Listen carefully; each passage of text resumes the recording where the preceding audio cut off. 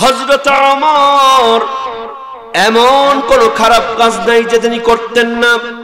সেই ওমর শুধুমাত্র কোরআনের পক্ষে থাকার কারণে এমন হিরো হয়ে গেলেন। আমার নবীজি বললেন, আমার পরে কোন নবী আসবে না, আমার পরে যদি কোন নবী আসে সেটাই হতো হযরত ওমর। বিশ্বাস করেন মুসলমান, সেই ওমর কেমনে জিরো থেকে হিরো হলেন, এই গল্পটি আজকে আপনাদেরকে শোনাতে চাই। আমার ভাইয়েরা, আপনারা কি গল্পটাকে শুনতে চান কি চান না? সবাই চান কি চান না? কারা কারা চান না একটু দুহাত তুলে দেখান। সঙ্গে সঙ্গে রাগান্বিত হয়ে গেলেন, বললেন, মেয়ে কি বলো তুমি? তোমার সামনে দাঁড়াইয়া আমি পবিত্র আল কোরআনুল কারীমের 4টা আইন লঙ্ঘন করেছি। ও মেয়ে, আমি মনে করেছিলাম অল্পের মধ্যে তোমার বিচারটা করে দেব, কিন্তু তুমি তো আমার মেজাজটা গরম করে দিলা। ও মেয়ে শোনো, কোন 4টা আইন আমি ওমর লঙ্ঘন করলাম? এই 4টা আইনের দলিল প্রমাণ যদি দিতে না পারো, ওমরের কাঠগড়াই তোমার কিন্তু কঠিন বিচার হবে। জোরে কোন সুবহানাল্লাহ। আমার ভাইয়েরা বলেন তো, কোন 4টা আইন হযরত ওমর লঙ্ঘন করলেন? মেয়েটা দলিল প্রমাণ দিতে পারবে কি পারবে না? আমরা সবাই শুনতে চাই কি চাই না? কারণ ওই মেয়েটার মধ্যে কোরআন আছে। কি আছে? আজকালকার মেয়েদের মধ্যে কোরআন নাই। আজকালকার মেয়ের একটা সূরা, একটা কোরআনের পারাও মুখস্থ করে না। কিন্তু স্টার জলসার মধ্যে কখন কোন সিরিয়াল হয়, মা বোনদের মুখস্থ থাকে। কথা কোন ঠিক কি না? সব মুখস্থ। সকাল বেলা যদি দেখা না হয় বিকালে দেখে, বিকালে দেখা না হলে রাতে দেখে, রাতে যদি দেখা না হয় আবার সকাল বেলা কাজ আদায় করে। কথা কোন ঠিক কি না? সারাদিন ইন্ডিয়ান সিরিয়াল। স্বামী বাইরে থেকে এসে কয়, বিবি একটু পানি দাও, পানি খাবো। কয়, কপাল পুড়ছে, জগে এসে ঢালে নিয়ে খাও। সিরিয়াল চলতেছে, পানি দেওয়ার সময় নাই। এরকম বিবি সমাজে আছে না নাই?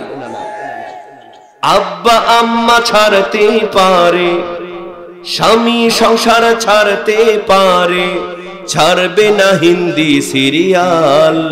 হিন্দি এখন পরিবারে বাদাইছে গোলমাল। ভাইরে, হিন্দি এখন পরিবারটারে করছে যে পয়মাল।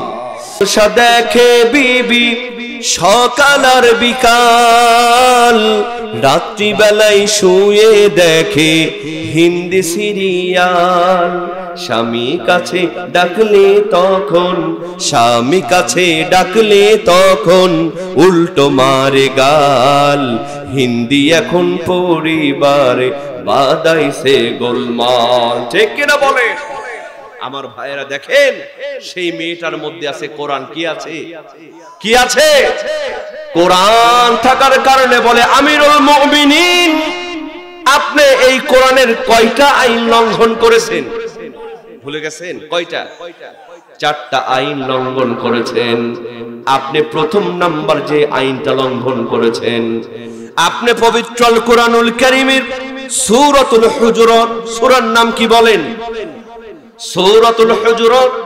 এই সূরা হুজুরাতের 4 নম্বর আয়াতে আল্লাহ পাক বলছেন, ইন্নাল্লাযীনা ইউনাদুনাকা মিন ওয়ারাইল হুজুরাতি আকসারুহুম লা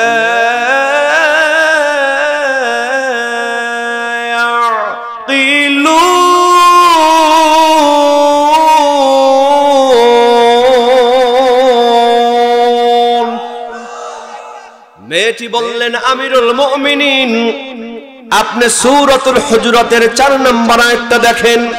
আল্লাহ পাক বলছেন, ইন্নাল্লাযীনা ইউনাদুনাকা মিন ওয়ারাইল হুজুরাত, খবরদার খবরদার, তোমরা বাইরে থেকে ডাকাডাকি করবা না।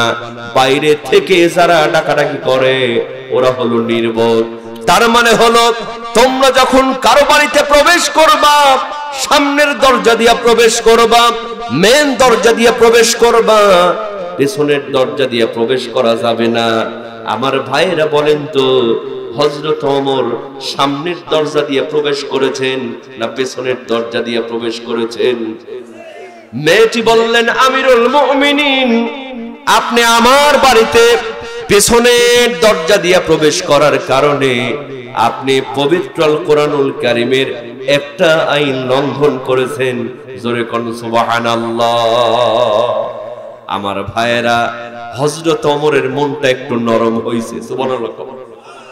কারণ কোরআনের আইন যারা শুনবে, কোরআনের দলিল থাকার পরেও সে কখনো উগ্র হবে না। কোরআনের আইন শোনার সঙ্গে সঙ্গে তার অন্তরটা নরম হয়ে যাবে। কথা কোন ঠিক কিনা? জোরে বলেন ঠিক কিনা? কিন্তু যারা কোরআনের দলিল থাকার পরেও, যারা ইকরা বিসমি রাব্বিকাল্লাযী খালাক, খালাকাল ইনসানা মিন আলাক, মানুষ সৃষ্টি হয়েছে আলাক থেকে, এটা জানার পরেও যারা বলে মানুষ আগে বানর ছিল, বুঝতে হবে ওদের শরীরে আবু জেহেলের রক্ত বিদ্যমান। মুসলমান সজাগ থাকতে হবে। এই কোরআন আমাদের সংবিধান, এই কোরআন আমরা মানতে চাই। এই কোরআনের বিপরীত দিকে গিয়ে যারা বলবে মানুষ আগে বানর ছিল, এই বাংলার জমিনে তাদেরকে ঠাঁই দেওয়া যাবে না। কথা কোন ঠিক কিনা?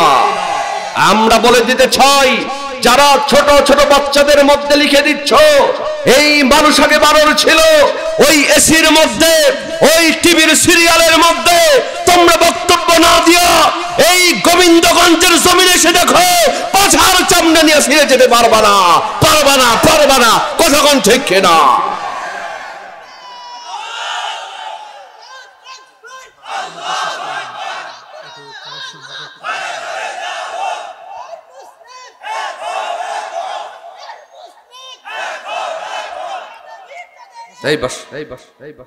আমার ভাইয়েরা, বিশ্বাস করেন এটা কোনো দলীয় স্লোগান নয়। কথা কোন ঠিক কিনা? মানুষ সৃষ্টি হয়েছে, মানুষকে সৃষ্টি করেছেন কে? জোরে বলেন কে? এই বিশ্বাসটা আমাদের মধ্যে রাখতে হবে। কথা কোন ঠিক কিনা? বন্ধুরা আমার, গভীর মনোযোগ। কোরআনের আইন শোনার সঙ্গে সঙ্গে হযরত ওমরের মনটা নরম হয়ে গেল। হযরত ওমর বললেন, মেয়ে, এবার তুমি বলো আমি 2 নাম্বার কোন আইনটা লঙ্ঘন করেছি? সঙ্গে সঙ্গে মেয়েটি কোরআন থেকে দলিল দিয়া দেয়, আমিরুল মুমিনিন, খলিফাতুল মুসলিমিন, আপনি পবিত্র আল কোরআনুল কারীমের সূরাতুন নূর, সূরার নাম কি বলেন? সূরাতুন নূর। এই সূরা নূরের 27 নম্বর আয়াতটা দেখেন, আল্লাহ পাক বলছেন, ইয়া আইয়ুহাল্লাযীনা আমানু লা তাদখুলু বুয়ুতান গায়রা বুয়ুতিকুম হাত্তা তাস্তানিসু। চিৎকার দিয়ে বলেন আল্লাহু আকবার। আল্লাহ রাব্বুল আলামিন বলেন, ইয়া আইয়ুহাল্লাযীনা আমানু, হে ঈমানদারেরা, লা তাদখুলু বুয়ুতান গায়রা বুয়ুতিকুম, খবরদার খবরদার অন্য কারো ঘরে প্রবেশ করো না। হাত্তা তাস্তানিসু, ইস্তানাসা ইস্তানিসু, বাব ইস্তিফাল থেকে, তার মানে হলো পারমিশন নেয়া, অনুমতি নেয়া। আল্লাহ পাক জানায় দিলেন, খবরদার খবরদার, অনুমতি না নিয়া, পারমিশন না নিয়া কারো ঘরে প্রবেশ করবা না। আমার ভাইয়েরা, চিৎকার দিয়ে বলেন তো আইনটা কার? বিশ্বনবীজি বলেছেন, একজন সন্তান যদি বালেগ হয়, নিজের পিতা মাতার ঘরে ঢোকার আগেও পারমিশনের দরকার আছে না নাই? আমার ভাইয়েরা, মেয়েটি বললেন, আমিরুল মুমিনিন, আপনি আমার ঘরে প্রবেশ করেছেন, একটা বারের জন্য তো পারমিশন নেন নাই। পারমিশন না নেওয়ার কারণে আপনি পবিত্র আল কোরআনুল কারীমের 2টা আইন লঙ্ঘন করেছেন। আর থাকলো কয়টা? জোরে বলেন কয়টা? হযরত ওমর আরেকটু নরম হয়ে গেলেন, বললেন, মেয়ে, এবার তুমি বলো আমি 3 নাম্বার কোন আইনটা লঙ্ঘন করেছি? সঙ্গে সঙ্গে মেয়েটি হযরত ওমরকে অবাক করে দিয়ে বললেন, আমিরুল মুমিনিন, আপনি পবিত্র আল কোরআনুল কারীমের সূরাতুন নূর, সূরার নাম কি বলেন? এগুলো বুঝতেছেন তো আপনারা? মুখস্থ রাখতেছেন তো? সূরাতুন নূর 27 নম্বর আয়াতের শেষ অংশে দেখেন আল্লাহু আকবার বলেন। আল্লাহ বলছেন ওয়া তুসাল্লিমু আলা আহলিহা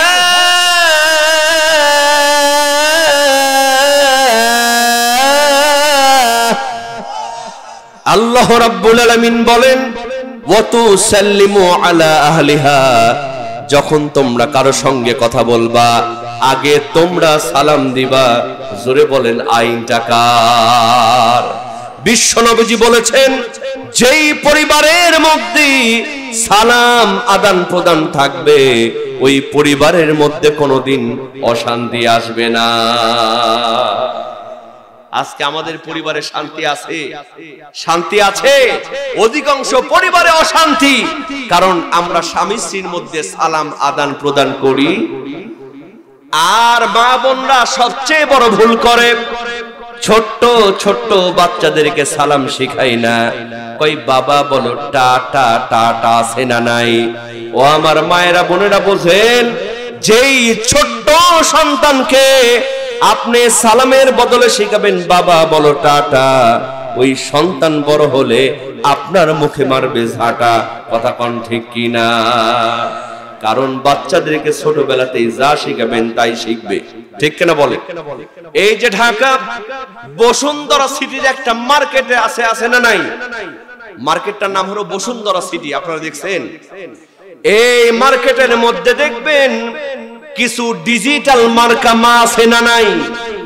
জিন্সের প্যান্ট গেঞ্জি পরে মার্কেটের মধ্যে যায়, কুত্তার বাচ্চা বিড়ালের বাচ্চা কোলের মধ্যে নিয়ে রাখে, আর নিজের সন্তানকে কোলে নেওয়ার জন্য আলাদা কাজের মহিলা পালে। আছে না নাই? এই মার্কেটের মধ্যে মা চলে যায়, দেখেন ছোটবেলাতেই বাচ্চাকে যা শেখাবেন তাই শিখবে। ছোট্ট সন্তান মার্কেটের মধ্যে গিয়া এক দোকানে মা যখন 14 বার করে ঘোরাফেরা করে, এই ছোট্ট সন্তান একটু পর পর বলে আম্মু পেশাব করব, পেশাব করব। আমার ভাইয়েরা বলেন তো, ছোট বাচ্চার একটু পর পর পেশাব লাগে কি লাগে না? মা চিন্তা করে সর্বনাশ, আমি হলাম ডিজিটাল, আমার সন্তান যদি মার্কেটে এসে একটু পর পর বলে পেশাব করব, তাহলে তো আমার প্রেস্টিজ পাংচার হয়। মা এবার সন্তানকে বাড়িতে এনে শিখাইছে, বাবা এখন থেকে তোমার যখন পেশাব লাগবে তুমি বলবা আমি গান করব। কি করব? আমি পেশাব করব না বলে বলবা আমি গান করব। দেখেন বাচ্চাকে যা শিখাবেন তাই শিখবে। মা এবার মার্কেটের মধ্যে চলে যায়, এক দোকানে 14 বার করে ঘোরে। ছোট্ট বাচ্চারা যখন পেশাব লাগে কই আম্মু আমি গান করব, সবাই মনে করে গান করবে, আর মা আস্তে করে পেশাব করায় নিয়ে আসে। আমার ভাইয়েরা বলেন তো সিস্টেমটা ভালো না খারাপ? এর কয়েকদিন পরে ওই সন্তানের নানা এরকম মুরব্বী মানুষ অনেকদিন পর মেয়ের বাড়িতে বেড়াতে এসেছে। আসার পরে বলতেছে, মা একটা রাতের বেশি আমি তোর বাড়িতে থাকবো না। সঙ্গে সঙ্গে নাতি বাইনা ধরেছে, নানা একটা রাতের বেশি যখন তুমি থাকবা না, ওই একটা রাত আমি তোমার সঙ্গে ঘুমাবো। আমার ভাইয়েরা বলেন তো নানা নাতির সম্পর্ক ভালো না খারাপ? নানা নাতি একসঙ্গে রাতের বেলা ঘুমিয়েছে। রাত 2টার সময় নাতি নানারে ডাক দিয়ে কয়, নানা আমি গান করব। বলেন তো নানার মেজাজ ভালো হবে না খারাপ হবে? নানা চিন্তা করে সর্বনাশ, রাত 2টা বাজে আর এই সময় কয় গান করব। কই নাতিরে এখন গান করা যাবে না, যা গান করা সকালে করিস। নাতি কান্না শুরু করে দিয়েছে, নানা গো এই মুহূর্তে আমারে গান করাই লাগবে, আমি যদি এখন গান না করি বাঁচবো না। নানা অনেক বুদ্ধি করে চিন্তা করে সর্বনাশ, এই সন্তানটা ইবলিস শয়তান হয়ে গেছে, কারণ রাত 2টার সময় কান্না করলে বলে বাঁচবে না। নানা চিন্তা করে এখন যদি জোরে জোরে গান বলে পাশের ঘরের থেকে মেয়ে জামাই মনে করবে হাজি না পাজি। রাত 2টার সময় নাতির কাছে গান শোনে। এবার নানা বুদ্ধি করে বলতেছে, নাতি তুই যখন রাত 2টার সময় গান না করলে বাঁচবি না, তুই আস্তে আস্তে আমার কানে কানে গান কর। নানা চোখ বন্ধ করে কান তাকায় ধরছে। ছোট্ট বাচ্চা প্যান্টের চেন খুলে দিয়া একেবারে দাঁড়ায় থেকে কানের মধ্যে ডাইরেক্ট হিট। নানা আস্তাগফিরুল্লাহ বলে লাফায় উঠছে। পাশের ঘরের থেকে মেয়ে এসে বলতেছে, আব্বা কি হইছে? কই কি হওয়ার বাকি আছে? গান করার কথা বলে তোর সন্তান আমার কানের মধ্যে পেশাব করে দিয়েছে। কয় আব্বা ওর কোনো দোষ নাই, আমি ওরে শিখাইয়া দিয়েছি, পেশাব লাগলে বলবা গান করব, এজন্য তোমার গানের মধ্যে গান করে দিয়েছি। নানা মাথায় হাত দিয়া কয়, শোন মা, যেই সন্তান এই শিক্ষা নিয়া এই বয়সী আমার কানের মধ্যে পেশাব করে দিয়েছে, এই শিক্ষা নিয়া এই সন্তান যদি বড় হয় ভবিষ্যতে গোটা জাতির বুকে পেশাব করে দেবে। এজন্য আমার ভাইয়েরা ছোট্ট বাচ্চাদেরকে সালাম শেখানোর দরকার আছে না নাই? কোরআন শেখানোর দরকার আছে না নাই? যেই সন্তানকে ছোটবেলাতে সালাম শিখায়া দিবেন, কোরআনুল কারীম শিখায়া দিবেন, ওই সন্তান বড় হলে কোনোদিন ইয়াবাখর হতে পারবে না। মেয়েটি বললেন, আমিরুল মুমিনিন, আপনি আমার সঙ্গে কথা শুরু করেছেন, একটা বার তো আপনি সালাম দেন নাই। আল্লাহ বলছেন ওয়াতুসাল্লিমু আলা আহলিহা, আইনটা হলো আল্লাহ, আর আপনি আমাকে সালাম দিলেন না। সালাম না দেওয়ার কারণে আপনি পবিত্র কোরআনুল কারীমের 3টা আইন লঙ্ঘন করেছেন। আর থাকলো কয়টা? জোরে বলেন কয়টা? হযরত ওমর আশ্চর্য হয়ে বললেন, মেয়ে বুঝলাম, এবার তুমি বলো আমি 4 নাম্বার কোন আইনটা লঙ্ঘন করেছি। সঙ্গে সঙ্গে মেয়েটি হযরত ওমরকে বললেন, আমিরুল মুমিনিন, আপনি পবিত্র কোরআনুল কারীমের সূরাতুন নূর, সূরার নাম কি বলেন? সূরাতুন নূর। এই সূরা নূরের 30 এবং 31 নম্বর আয়াতটা দেখেন, আল্লাহ পাক বলছেন, কুল্লিল মুমিনিনা ইয়াগুযু মিন আবসারিহিম ওয়া ইয়াহফাযু ফুরুজাহুম। চিৎকার দিয়ে বলেন আল্লাহু আকবার। আল্লাহ রাব্বুল আলামিন বলেন, মুমিন বান্দা বান্দি হবে যারা চক্ষুটা নিচের দিকে নামায় রাখবে তারা। জোরে জোরে কন্যা বাবা সুবহানাল্লাহ। চক্ষু নিচের দিকে নামায় রাখবে তারা। এরপরে আল্লাহ বলছেন ওয়ায়াহফাযু ফুরুজাহুম, মুমিন বান্দা বান্দি হবে যারা লজ্জাস্থানকে হেফাজত করবে তারা। তাফসীরকারগণ বলেন, প্রথমে চোখের পর্দা, এরপরে লজ্জাস্থানের হেফাজত। তার মানে হলো চোখের পর্দা যদি আপনি করতে না পারেন, লজ্জাস্থানের হেফাজত করা কিন্তু সম্ভব নয়। আগে কিসের পর্দা? আমার যুবক ভাইরা, কিসের পর্দা? এই চোখের পর্দা যদি আপনি করতে না পারেন, লজ্জাস্থানকে হেফাজত করতে পারবেন না। এখন চোখের পর্দা লঙ্ঘন হওয়ার জন্য এই মোবাইল আছে না নাই? আছে না নাই? এই মোবাইলের মধ্যে আপনি অশ্লীল ভিডিও দেখছেন, ও যুবক বিশ্বাস করো, এই মোবাইলে অশ্লীল ভিডিও দেখে তুমি যতই নামাজ পড়ো, যতই রোজা করো, বিশ্বাস করো তুমি জিনা থেকে দূরে থাকতে পারবা না। ঠিক কিনা বলেন? ঠিক কিনা বলেন? এজন্যই মোবাইল থেকে আমাদেরকে পর্দা করার দরকার আছে না নাই? মোবাইলের পর্দা কি? এই মোবাইলে যত সিনেমা, গান, নাটক, অশ্লীল ভিডিও আছে সব আপনি ডিলিট করে দেন। আগামীকাল বাজার থেকে 30 পারা কোরআনুল কারীম এই মোবাইলের মধ্যে আপনি ডাউনলোড করে দেন। বিশ্বাস করেন, কবুল হয়ে গেলে আল্লাহর জান্নাত ওয়াজিব হয়ে যাবে। এই মোবাইলটা আপনার জন্য জান্নাতে যাওয়ার ওসিলা হবে। কথা কোন ঠিক কিনা? আমার ভাইরা খেয়াল করেন, মেয়েটি বললেন আমিরুল মুমিনিন, আমি একজন মেয়ে মানুষ, আপনি একজন পুরুষ মানুষ, আপনি আমার সামনে আসলেন, একটা বার তো চোখটা নিচের দিকে নামালেন না। চক্ষু নিচের দিকে না নামানোর কারণে আপনি পবিত্র কোরআনুল কারীমের 4টা আইন লঙ্ঘন করেছেন। আমার ভাইরা, এই 4টা দলিল মেয়েটা যখন দিয়ে দিল, হযরত ওমর মুস্কি মুস্কি হাসতে আরম্ভ করে দিয়েছে। হযরত ওমর বলেন, ও মেয়ে, এতক্ষণ পর্যন্ত তুমি কথা বলেছো, আমি ওমর তোমার কথার মধ্যে কাউন্টার দেই নাই। কারণটা হলো, আল্লাহ বললেন নেতা হবা যারা, জনগণের কথা আগে শুনবা তারা। জোরে কোন সুবহানাল্লাহ। তুমি কথা বলেছো, আমি কথার কাউন্টার দিই নাই। মেয়ে, আমি যে তোমার ঘরে প্রবেশ করেছি, আমি এমনি এমনি প্রবেশ করি নাই, আমার কাছেও কিন্তু কোরআনের একটা দলিল আছে। জোরে কোন সুবহানাল্লাহ। আমার ভাইয়েরা, আসলে হুজুর আমাকে অনেকক্ষণ আগেই বলেছেন যে হুজুর আলোচনা শেষ করতে হবে, যেহেতু বর্তমানে দেশের পরিস্থিতি ভালো না, প্রশাসন থেকে একটা চাপ আছে না নাই, আছে না নাই। তো এজন্য সেই একটা দলিল হযরত ওমর কোন দলিল দিয়া মেয়েটার ঘরে প্রবেশ করলেন আমরা শুনতে চাই কি চাই? দরকার আছে না নাই? এই কোরআনের মধ্যে সব আছে না নাই?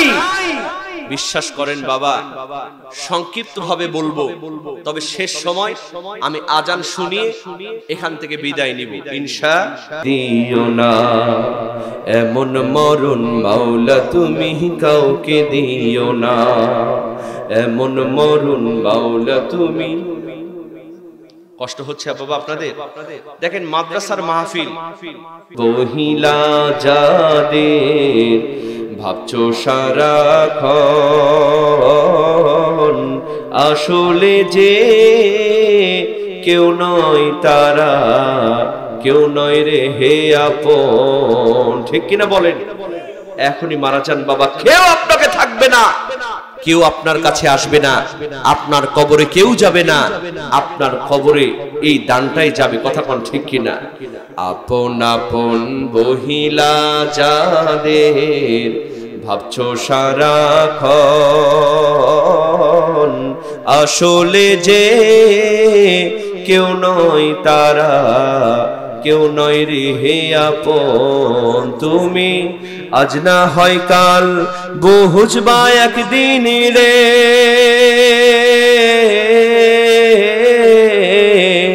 আজ না হয় কাল, বুঝবা একদিন, নিভলে জীবন বাতি,